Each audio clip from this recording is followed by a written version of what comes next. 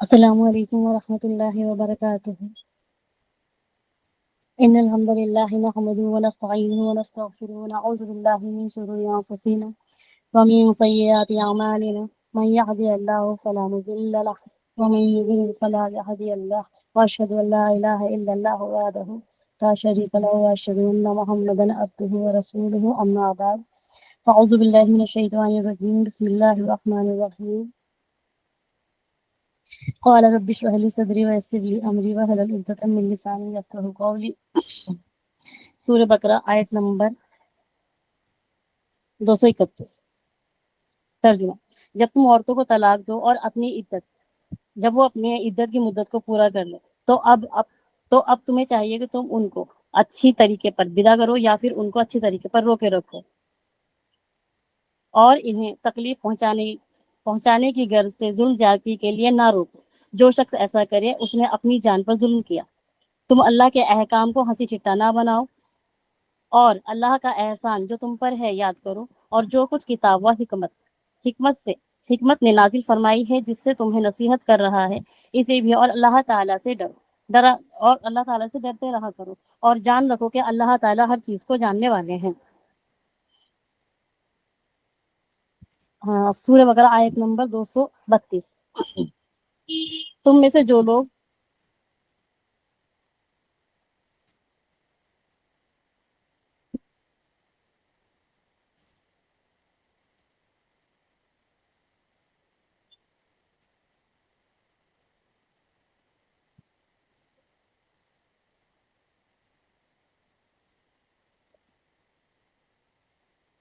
سورہ بقرہ آیت نمبر 232۔ اور جب تم اپنی عورتوں کو طلاق دو اور وہ اپنی عدت کی مدت کو پورا کر لیں تو انہیں ان کے خاوندوں سے نکاح کرنے سے نہ روکو، اور جبکہ وہ آپس میں رضامندی اور دستور کے مطابق رضامندی سے نکاح کریں۔ یہ نصیحت انہیں کو کی جاتی ہے جنہیں تم میں سے اللہ تعالیٰ پر اور قیامت کے دن پر یقین و ایمان ہو۔ اس میں تمہاری بہتری اور خوب ستھرائی اور پاکیزگی ہے، اللہ تعالیٰ جانتے ہیں اور تم نہیں جانتے۔ سورہ بقرہ آیت نمبر 233۔ مائیں اپنی اولادوں کو 2 سال کامل دودھ پلائیں گی۔ جو لوگ ارادہ کرتے ہیں اس دودھ پلانے کی مدت کو پورا کرنے کا، جن کے بچے ہیں ان کے ذمے جن کی اولادیں ہیں ان کے ذمے ان کا رزق اور ان کا کپڑا پہنانا ہے۔ ہر شخص اتنی ہی تکلیف دیا جاتا ہے جتنی اس کی طاقت ہو۔ ماں کو اس کے بچے کی وجہ سے اور باپ کو اس کے اولاد کی وجہ سے کوئی ضرر نہ پہنچایا جائے، اور وارثوں پر بھی اسی طرح ہے۔ بس اگر دونوں یعنی ماں اور باپ اپنی رضامندی سے اور باہمی مشورے سے دودھ چھڑانا چاہیں تو دونوں پر خود گناہ نہیں، اور اگر تمہارا ارادہ اپنی اولاد کو کسی اور دائی وغیرہ سے دودھ پلانے کا ہو تو تم پر کوئی گناہ نہیں، جبکہ تم دستور کے مطابق ان کو ان کی اجرت دے دو، یعنی کہ ان کا جو وہ جو دودھ پلانے کی اجرت لیتے ہیں، سیلری لیتے ہیں، وہ آپ بھلے طریقے پر دے دو، اور اللہ سے ڈرو اور جانتے رہو کہ اللہ تعالیٰ تمہارے اعمال کو دیکھ بھال رہے ہیں۔ اعوذ باللہ من الشیطان الرجیم بسم اللہ الرحمن الرحیم۔ سورہ بقرہ آیت نمبر 231۔ یہاں پر اللہ تعالیٰ فرما رہے ہیں، جیسے کہ سابقہ آیتوں میں گزرا ہے کہ طلاق کے متعلق اللہ تعالیٰ نے ہمیں فرمایا کہ آپ بہترین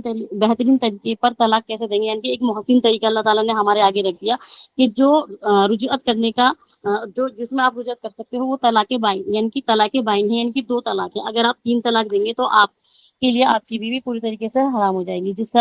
جو اگر کسی اور سے نکاح کریں اور پھر وہ ان کو طلاق دے دیں تب وہ ان کے ساتھ نکاح کر سکتے ہیں۔ تو یہ بہت ہی اچھی طریقے سے یہ والی آیتیں سمجھائی گئیں۔ اس کے بعد میں سورہ بقرہ کی آیت نمبر 231 میں اللہ تعالیٰ فرماتے ہیں، اذا طلقتم النساء فبلغن اجلهن فامسكوهن بمعروف، یعنی کہ جب تم اپنی عورتوں کو طلاق دے دو اور وہ اپنی عدت کی مدت کو کمپلیٹ کر لیں تو پھر تم ان کو بھلے طریقے پر روک لو، یعنی کہ اگر آپ کا ارادہ ہے، یہاں پر اللہ تعالیٰ اس چیز کا حکم فرما رہے ہیں کہ اگر آپ ارادہ کرتے ہیں کہ آپ ان کو اپنے نکاح میں روکے رکھیں، یعنی کہ آپ رجوعت کرنا چاہتے تو ان کو بھلے طریقے پر روکے رکھیں۔ آپ ان کو ضرر پہنچانے کے لیے، نقصان پہنچانے کے لیے یا پھر ان سے کوئی بدلہ لینے کے یا تانا کشی کرنے کے لیے ان کو نہ روکیں، یعنی کہ آپ کی نیت جو ہونی چاہیے وہ بھلے طریقے پہ ان کے ساتھ زندگی بسر کرنے کی ہونی چاہیے۔ تو اللہ تعالیٰ پہلی آیت میں ہمیں یہ سمجھانا چاہتے ہیں کہ اگر تم نے طلاق دے دی، یعنی کہ ایک طلاق آپ نے محسن طریقے پر دے دی اور ان کی ابھی عدت چل رہی ہے اور آپ رجعت کرنا چاہتے ہیں تو بالکل کریں، یا پھر طلاق مدت بھی پوری ہو گئی اور پھر بھی آپ رجعت کرنا چاہتے ہیں تو آپ معروف طریقے پر کریں گے، ان کے ساتھ آپ کوئی یہ ارادہ اپنے من کے اندر نہیں رکھیں گے بالکل بھی کہ ہاں اب اس کو چھوڑنا نہیں ہے۔ دیکھیں جیسے کہ سسٹر نے بتایا ابھی تھوڑی دیر پہلے کہ عرب میں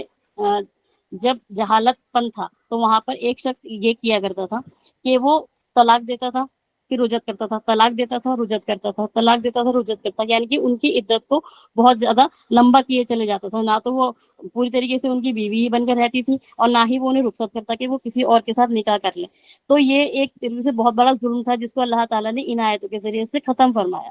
اور اللہ تعالیٰ نے اس چیز کا حکم فرمایا کہ اگر تم روکنا ہی چاہتے ہو تو ان کو پوری طریقے سے معروف طریقے پر روکو۔ ان کے ساتھ ہمارے معاشرے میں آج کے ٹائم پہ یہ بہت زیادہ ہوتا ہے کہ گھر والوں کے دباؤ میں آ کر یا کسی کے دباؤ میں آ کر ہوتا کیا ہے کہ ہم ان کو معروف طریقے پر نہیں روکتے، ہم صرف دنیا کو دکھانے کے لیے کہ ہاں بھائی کوئی بات نہیں، نکاح باقی رہ جائے گا، ہماری جو رسپیکٹ بنی ہوئی ہے وہ باقی رہ جائے گی کہ ہاں بھائی ہماری طلاق نہیں ہوئی، ایک دھبا ٹائپ کا مانتے ہیں یہاں پر۔ تو اس طریقے سے ہمیں اپنے دل میں ان چیزوں کو بالکل ہٹا دینا ہے، ہمیں کیا کرنا ہے، ہمیں ان کی اچھی چیزوں کو دھیان میں لانا ہے۔ ایسا نہیں ہوتا کہ ایک انسان کے اندر ساری برائیاں ہوں، ان کے اندر اگر 10 برائیاں ہیں تو ان کے اندر 50 اچھائیاں بھی ہوں گی، تو ان کو دیکھتے ہوئے ہمیں ان کو معروف طریقے پہ روکنا ہے۔ تو اللہ تعالیٰ پہلا حکم تو یہ دے رہے ہیں، دوسرا حکم دے رہا ہے وہ وَسَرِّحُوهُنَّ بِمَعْرُوفٍ، اگر آپ ان کو رخصت ہی کرنا چاہتے ہیں تو بھلے طریقے پر رخصت کریں۔ سیکنڈ تھنگ آپ اللہ تعالیٰ یہاں پر یہ فرما رہے ہیں کہ اگر روکنا چاہتے ہیں تو بھلے طریقے پر روکیں، اور اگر ان کو رخصت کرنا چاہتے ہیں تو بھی آپ بالکل معروف طریقہ اپنائیں گے۔ یہ نہیں ہونا چاہیے کہ آپ ان کو بد اخلاقی، بدتمیزی یا بدگمانیاں، یا پھر ہوتا ہی ہے ہمارے معاشرے میں اکثر ہی کہ جب معاملہ طلاق تک پہنچ جاتا ہے تو ساری برائیاں، سارے کیڑے، سب کچھ نکال دی جاتے ہیں، وہ ہمیں اس طریقے سے نہیں کرنا۔ اللہ تعالیٰ ہمیں یہاں پر حکم فرما رہے ہیں کہ عورت کو طلاق دو، طلاق طلاق رجعی دو، ایک طلاق دو، اور معروف طریقے سے اس کی عدت کو کمپلیٹ کرواؤ اپنے ہی گھر میں رہ کر، اور اس کا خیال رکھو۔ اگر آپ کے دل میں یہ خیال آتا ہے کہ نہیں ہم آگے بھی اس معاملے کو چلا سکتے ہیں، ہم اپنے نکاح کو چلا سکتے ہیں، تو آپ رجعت کرو لیکن بھلے طریقے پر، ٹھیک ہے۔ اگر آپ ان کو رخصت کرنا چاہتے ہیں تو آپ ان کو رخصت کرو بھلے طریقے پر، اور آپ اللہ تعالیٰ فرماتے ہیں آپ نے ان سے جو کچھ بھی ان کو آپ نے جو کچھ بھی مہر میں دیا ہے اس میں سے آپ بالکل بھی کچھ بھی واپس نہیں لیں گے، تو یہ بھلا طریقہ ہے۔ اور آپ جب رخصت کریں گے تو کچھ نہ کچھ دے کر ان کو رخصت کریں گے۔ دیکھیں طلاق کے بعد عورتوں کے حسن سلوک کی رخصت کرو، یہ آیت میں ہمیں فرمایا جائے، مردوں کو حکم ہو رہا ہے کہ جب وہ اپنی بیویوں کو طلاق دیں، جن طلاقوں کو لوٹا لینے کا حق انہیں حاصل ہے، یعنی کہ طلاق رجعی اور طلاق بائن، یہی 2 طلاق ہوتے ہیں جن کو وہ لوٹا سکتے ہیں۔ پہلا تو ایسے ہی لوٹ جاتا ہے، دوسرے میں آپ کو گواہوں کے ساتھ نکاح کرنا پڑتا ہے، جو جس طریقے سے نکاح میں 2 گواہ کی ضرورت ہوتی ہے، 2 مرد یا پھر 2 عورتیں اور 1 مرد، ٹھیک ہے، اور 1 والی ہوتا ہے، تو وہی چیز یہاں پر بھی فالو کی جائے گی طلاق بائن کے بعد میں۔ تو یہی کہہ رہے ہیں یہاں پر ان آیتوں میں، اور عدت ختم ہونے کے قریب پہنچ جائے تو یا تو عمدگی کے ساتھ ان کو لوٹا لو، یعنی کہ اپنے نکاح میں ان کو روکے رکھو، یعنی رجعت پر گواہ مقرر کر لیں اور اچھے سے بسر کرنے کی نیت رکھ کر اس پہ عمدگی سے یا پھر گواہ مقرر کریں اور عمدگی کے ساتھ ان کو روک لیں۔ اگر آپ ان کو رخصت کرنا چاہتے ہیں تو بھی عدت ختم ہونے کے بعد اپنے یہاں سے بغیر اختلاف، جھگڑے، دشمنی اور بدگمانی کے نکالے بغیر ان کو اچھی بھلائی طریقے پر رخصت کرتے ہیں۔ تو اللہ تعالیٰ یہ دوسری آیت میں آپ کو فرما رہے ہیں، ٹھیک ہے۔ وہی جب دیکھیں سیکنڈ آیت یہاں پر اللہ تعالیٰ کہہ رہے ہیں وَلَا تُمْسِكُوهُنَّ ضِرَارًا لِتَعْتَدُوا، یعنی کہ تم ان کو ضرر پہنچانے کے لیے اور ظلم و زیادتی کے لیے نہ روکو۔ دیکھیں زمانے جاہلیت میں ہوتا کیا تھا کہ ان کو ان سے محبت بھی نہیں، لیکن وہ کیا کرتے تھے، طلاق دینے کے بعد اگر وہ رجعت کرتے تھے تو اس وجہ سے کرتے تھے کہ بس میں اب اس سے بدلہ لوں گا یا اس کو ضرر پہنچاؤں گا یا نقصان پہنچاؤں گا، جو کچھ بھی ہے اس کو اس طریقے سے روک کے رکھتے تھے، مطلب یہ سمجھتے تھے کہ جیسے کہ وہ میری نوکرانی ہو یا پھر یہ میری بالکل ہی میرے کاموں کو کرے۔ تو اس چیزوں کو بند کرنے کے اللہ تعالیٰ نے یہاں پر سختی سے حکم فرما دیا کہ وَلَا تُمْسِكُوهُنَّ ضِرَارًا لِتَعْتَدُوا، یعنی کہ تم ان کو روکو، ان کو اس لیے مت روکو کہ تم ان کو کوئی ضرر پہنچاؤ گے، انہیں کوئی نقصان پہنچاؤ گے یا ان کے ساتھ کوئی ظلم و زیادتی کرو گے۔ اللہ تعالیٰ نے اس چیز کا حکم یہاں پر دوسری آیت میں فرما دیا، ظلم و زیادتی ہے۔ پھر فرمایا کہ اللہ کی آیتوں کو ہنسی و ٹھٹا نہ، دیکھو یہاں پر یہ لکھا ہوا وَمَن يَفْعَلْ ذَلِكَ فَقَدْ ظَلَمَ نَفْسَهُ، یعنی کہ اگر کوئی ایسا کرے گا تو وہ اپنی ہی جان پر ظلم کرے گا۔ وَمَن يَفْعَلْ ذَلِكَ فَقَدْ ظَلَمَ نَفْسَهُ، یعنی کہ اگر کوئی انسان اس کو اس لیے روک رہا ہے، یعنی کہ اپنے نکاح میں اس لیے رکھنا چاہتا ہے کہ وہ اس پر ظلم زیادتی کرے، یا پھر اپنے جتنی بھی بدلے ہیں وہ اس سے لے، یا پھر اس کو بھلے طریقے پر نہ رکھے اور بس باندھ کے رکھے، قید کر کے رکھے، اس کی زندگی کو نرک کر دے، تو اس طریقے سے آپ کو ان کو روک کے نہیں رکھنا۔ اور اگر کوئی ایسا کرتا ہے تو دیکھو اللہ تعالیٰ بہترین بدلہ دینے والے ہیں، کل قیامت میں اللہ تعالیٰ ایک ایک چیز کو جاننے والے ہیں اور ایک ایک چیز کا بدلہ وہ دلا دیں گے۔ تو یہاں پر اللہ تعالیٰ نے آگے یہ تاکید بھی فرما دی کہ وَمَن يَفْعَلْ ذَلِكَ فَقَدْ ظَلَمَ نَفْسَهُ، یعنی کہ اگر کوئی ایسا کرے گا تو وہ اپنی ہی جان پر ظلم کرے گا، کل قیامت میں وہ اس کا بدلہ پورا پورا پا لے گا۔ وَلَا تُتَّخِذُوا آيَاتِ اللَّهِ هُزُوًا، اور اللہ تعالیٰ آگے فرماتے ہیں کہ تم اللہ کی آیتوں کو مذاق اور ٹھٹا نہ بناؤ۔ دیکھو یہاں پر اللہ تعالیٰ بہت زیادہ تاکید فرما رہے ہیں ان چیزوں کی کہ دیکھیں یہ اللہ کی آیتیں ہی ہیں جو ابھی تک گزری ہیں، کہ طلاق آپ کو کس طریقے سے دینا ہے، ان کے مہر میں سے کچھ نہیں لینا، رجعت کا کیا طریقہ ہے، آپ نے یہ ساری جو ہے ہماری اللہ کی آیتیں ہیں۔ لیکن اگر ہم ان کو اپنے دل اور دماغ میں کچھ اور سمجھ کر، کچھ اور بنا کر اگر ان آیتوں کو بدل کر، یعنی کہ روک رہے ہیں تو کسی اور طریقے پر روک رہے ہیں، یعنی کہ چھوڑ رہے ہیں تو پھر وہ بھی ہم ظلم و زیادتی کر کے چھوڑ رہے ہیں، اس پر بہت سارے الزامات لگا کر چھوڑ رہے ہیں، اس پہ 100 کمیاں نکال رہے ہیں۔ آج کے معاشرے میں سب سے پہلے تو نعوذ باللہ کہنا نہیں چاہیے، سب سے پہلے الزامات جو لگائے جاتے ہیں وہ یہی لگائے جاتے ہیں کہ عورت بدکار ہے، نعوذ باللہ نعوذ باللہ، اس طریقے کے الفاظوں کو کہا جاتا ہے۔ جبکہ اللہ تعالیٰ کیا فرما رہے ہیں، اگر رکھنا ہے تو معروف طریقے پر رکھو، چھوڑنا ہے تو معروف طریقے پر پہ چھوڑو۔ اور دیکھیں یہاں پر اللہ تعالیٰ فرمائے وَلَا تُتَّخِذُوا آيَاتِ اللَّهِ هُزُوًا، اور اللہ کی آیتوں کو مذاق اور ٹھٹا نہ بناؤ۔ دیکھو اس کا یہ بھی مطلب ہے کہ وہ شخص ہے جو بلا وجہ طلاق دے اور عورت کو ضرر پہنچانے کے لیے اور اس کی عدت لمبی کرنے کے لیے رجوع ہی کرتا چلا جائے، جیسے اسی آدمی کا گزرا تھا کہ بار بار رجوع کرتا تھا۔ اور یہ بھی کہا گیا ہے کہ یہ وہ شخص ہے جو طلاق دے اور آزاد کرے یا نکاح کرے، پھر کہہ دے کہ میں نے تو ہنسی ہنسی میں کہہ دیا تھا۔ یعنی کہ کئی لوگ ایسے ہوتے ہیں ہمارے معاشرے میں، اللہ تعالیٰ یہاں پر یہ فرمانا چاہ رہے ہیں کہ اس آیت سے، یعنی کہ اللہ کی آیتوں کو آپ مذاق اور کھیل نہ سمجھو۔ کئی لوگ کیا کرتے ہیں کہ وہ نکاح تو کر لیتے ہیں، لیکن نکاح کے پھر بعد میں کیا کہتے ہیں، جب کچھ وقت گزرتا ہے پھر طلاق دے دیں گے، یار ہم نے تو مذاق مذاق میں کر لیا تھا، یا ہم نے مذاق مذاق میں کر لیا تھا۔ لیکن یہ اللہ کی آیتیں ہیں، ان کا آپ مذاق و ٹھٹا نہ بنائیں، یعنی کہ بہت بڑی چیز ہے۔ تو ہنسی ہنسی میں کہہ دیا، ایسی صورتوں میں یہ تینوں کام بھی حقیقت واقع ہو جاتے ہیں۔ اللہ تعالیٰ فرماتے ہیں کہ اگر آپ ہنسی میں کہیں، مذاق میں کہیں، نشے میں کہیں، ہوش میں کہیں، اگر آپ نے یہ 3 چیز کری تو آپ کی وہ واقع ہو جائیں گے۔ ایک ہوتا ہے نکاح، دوسرا ہوتا ہے طلاق، ٹھیک ہے، اور تیسرا ہوتا ہے کسی غلام کو آزاد کرنا۔ دیکھیے حسن بصری رحمۃ اللہ علیہ فرماتے ہیں کہ لوگ طلاق دیتے ہیں اور آزاد کر دیتے ہیں، نکاح نکاح کہتے تھے پھر کہہ دیتے ہیں کہ ہم تو ایسے ہی باطل مطلب باتیں بنانے کے لیے کہا تھا۔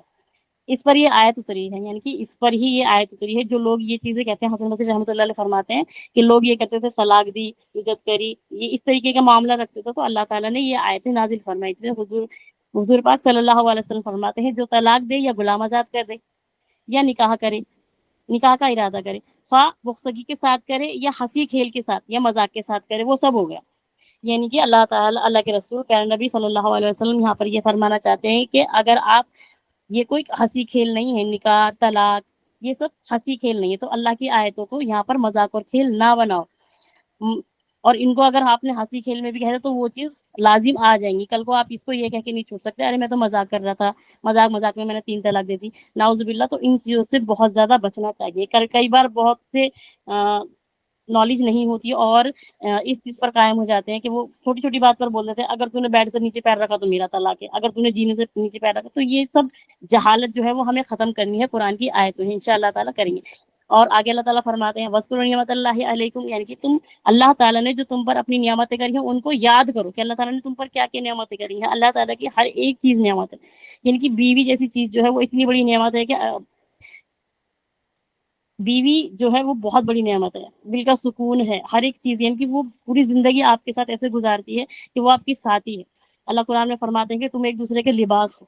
تو آگے اللہ یہ فرماتے ہیں کہ جو کچھ نعمتیں اللہ تعالیٰ نے تم پر کر رکھی ہیں ان کو یاد کرو، کہ اللہ ان نعمتوں کو چھین لے تو تم کیا ہی کر لو گے۔ وما، اور آگے فرماتے ہیں وما انزل علیکم من الکتاب والحکمت یعظکم بھی، اور اللہ تعالیٰ نے جو کچھ نازل کیا ہے تمہارے اوپر کتاب کے ذریعے سے اور حکمت کے ذریعے سے، اور وہ تمہیں نصیحت کرتا ہے، تم اس کو بھی دیکھو۔ واتقوا اللہ، اور اللہ کا تقوی اختیار کرو، اللہ تعالیٰ سے ڈرتے رہو۔ اگر اللہ تعالیٰ قرآن میں کچھ بھی نازل فرما رہے ہیں تو ہم ایمان والے ہیں تو ہمارا یہ بنتا ہے کہ ہم اس پر پوری طریقے سے اتریں، ان کو دیکھیں، ان کو سمجھیں۔ واتقوا اللہ، اور اللہ کا تقوی اختیار کریں۔ کبھی بھی ہمیں اللہ سے، اللہ کا یہ نہیں کہہ سکتے کہ ہمارے دل میں اللہ کا ڈر ہے لیکن ہم اللہ کی آیتوں کو بھی جھٹلا رہے ہیں۔